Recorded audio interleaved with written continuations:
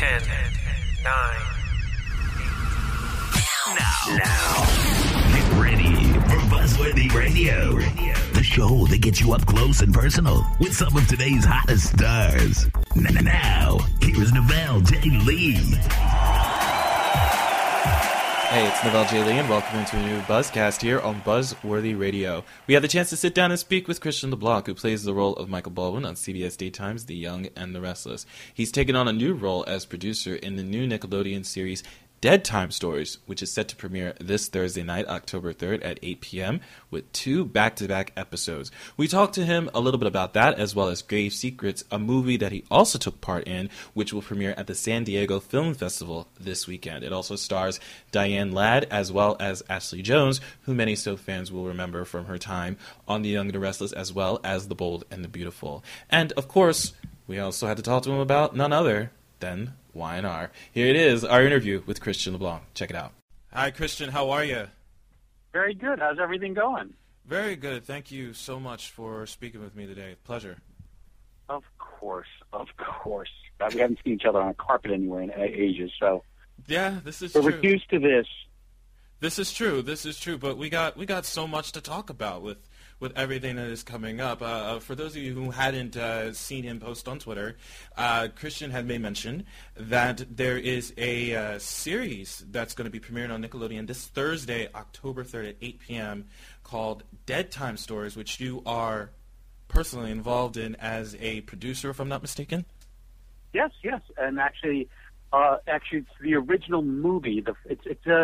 The series is based on a series of books written by Annette and Gina Cascone.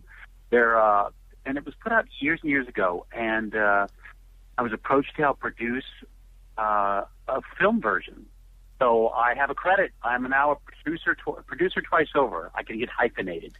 So the first episode is called Grave Secrets, and we did a movie, and there's going to be an episodic version of it. And the episodic version of Grave Secrets actually airs this Halloween, which is great. Mm-hmm. And then the series will start on Nickelodeon, and we'll start with Grave Secrets. And then we're premiering the movie down at San Diego Film Festival this weekend also. So, I mean, it's I've involved with my children's art and working on my own novel. Right. Different things. So, and that was part of my, when I was unemployed, that's what I did. I taught kindergarten. So this is geared towards 7 and up. It's not gory and horrifying, but it's a family affair, and it's wonderful.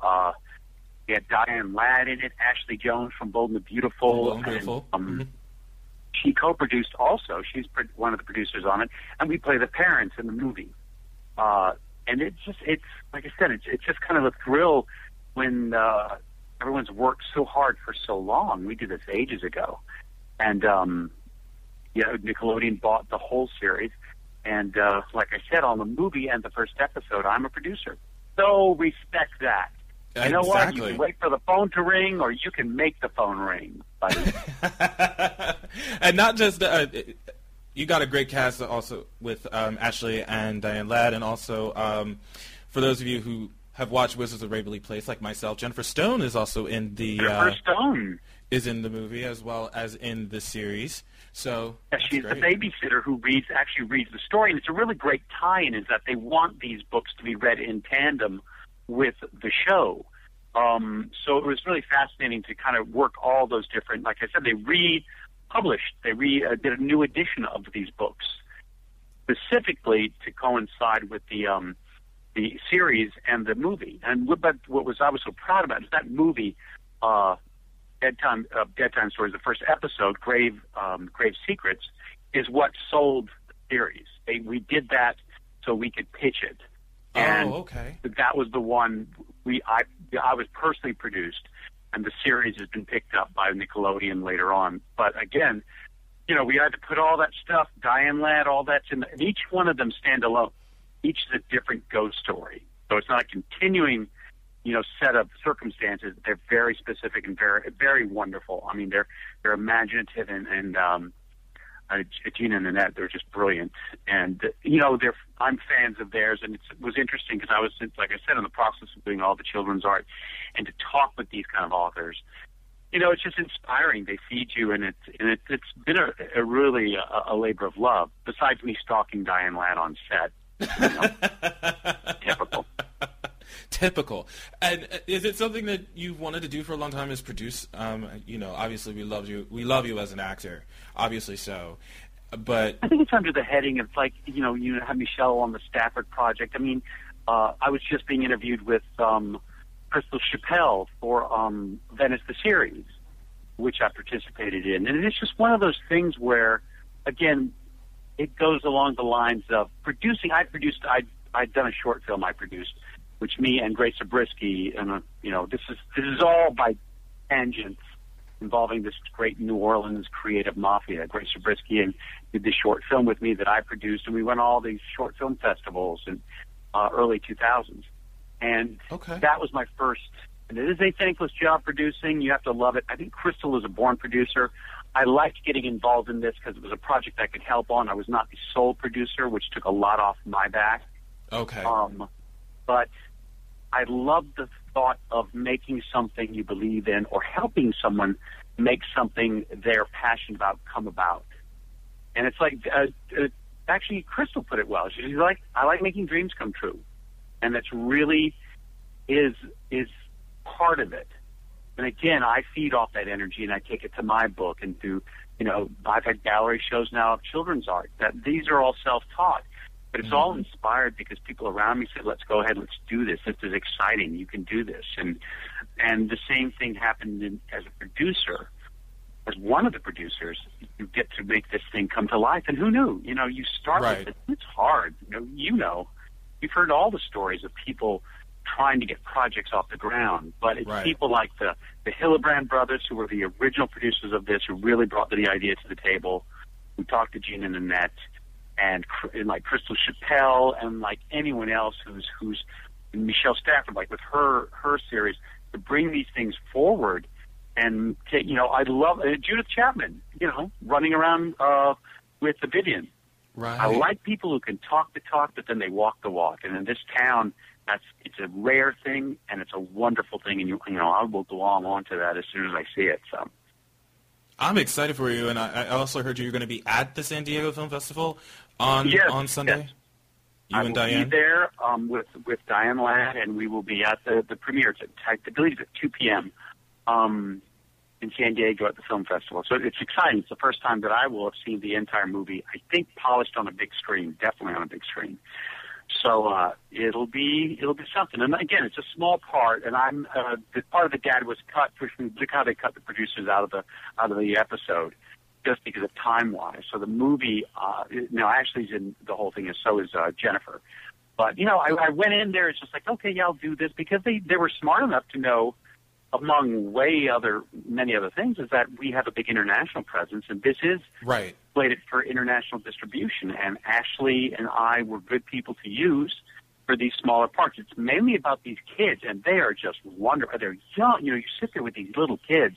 I do it on the show all the time, something like with Little Max, not Big Max, but Little Max, with Blind Max on the show, and you're like, oh, how do these people do this? I'm having trouble at my age trying to get the acting together, and here they are, just these little bright, shiny pennies, and so it was a wonderful experience. Again, besides stalking Dianne Ladd, who is genius, to see somebody put all their powers into a children's project that could be so easily written off. She committed, and she rocks this. She does. She's the center of it, and it really, she pulls it off beautifully. Yeah, that was going to actually be my next question. Like, working with all of these people, not just Ashley and Dianne, but also with the young kids in that. You just had to be so enamored being around that, doing that, not just acting with them, but producing with these little kids and just seeing the talent that's right there in front of you. Well, that's the point. I'm the father of the lead. I had no scenes with Dianne because it's a whole thing where it happens without the parents knowing.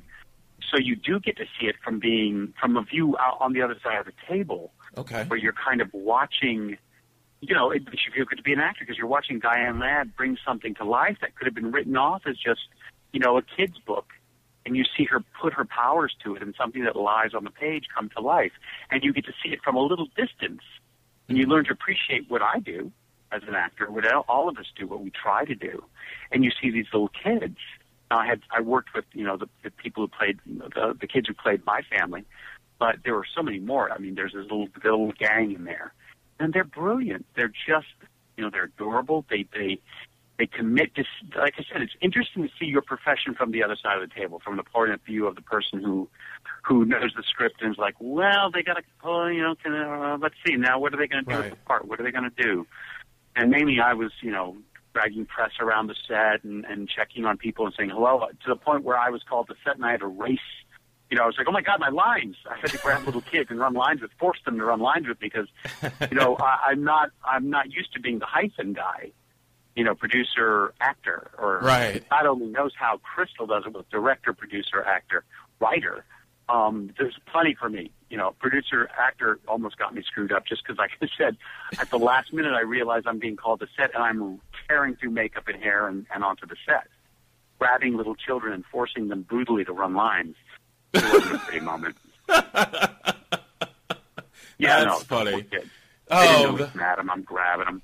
That's terrible. Those poor children are frightened for life now. Mm-hmm. But I did want to promote as well. I saw actually just yesterday before we wrap it up that you guys for one, you, Tracy Bregman, and Max Eric are going to be doing a chat tomorrow. Yes, we're 9:30 Pacific time. We're going to chat the East Coast feed of the show. We've been doing that for a while, but we've never done it as a family, so it's going to be a blast. I mean, I've done it arbitrarily with a couple of other castmates. Carmine and I did it, Marco Dapper, which is cool, and Daniel and I have done. So it'll be the whole family. And like I said, we haven't done, I don't know if we've ever done any kind of appearance, much less this, together, all three of us. So it's a blast. Whenever I see them or see, they're just, it has made this year so special, and, I get asked about this a lot, and I've been doing this. We've both been doing this for a long time. Right. And we both have to be careful. Everyone in this business, you have to be careful in life not to be bored, not to be the zombie in the room, Right. And, they throw someone like Max at you, and you already have Tracy. I'm just in a pot of jam. They're just rocking these storylines. All I have to really do is walk in the room and pay attention, and I've got a performance.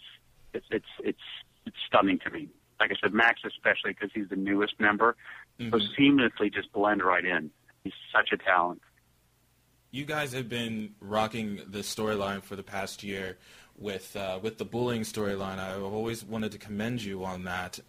That went down between Daniel Polo and Max, as well as yourself and Tracy. That was amazing work that you guys had put forward. Not to mention with the recent storyline involving Lauren, Carmine, and Michael. It's just been one hit after another, and you guys have been. Oh, I tell you, they have given again. You watch for yourself. I remember, looking at people who'd been doing shows for 15 years, 20 years, and thinking how, watching someone do a play for a run of 3 years or 4 years, and how do you do that?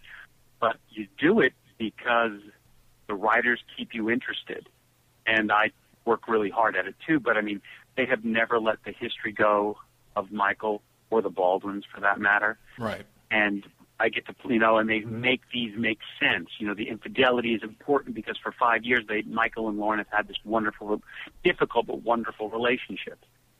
Two adults and not two kids, that with these dark pasts and how, they've come to these problems and solve them. And so you have an investment when the marriage is at risk. People seem to really respond. It gets people worked up, and that's because the writers were smart enough to invest some time.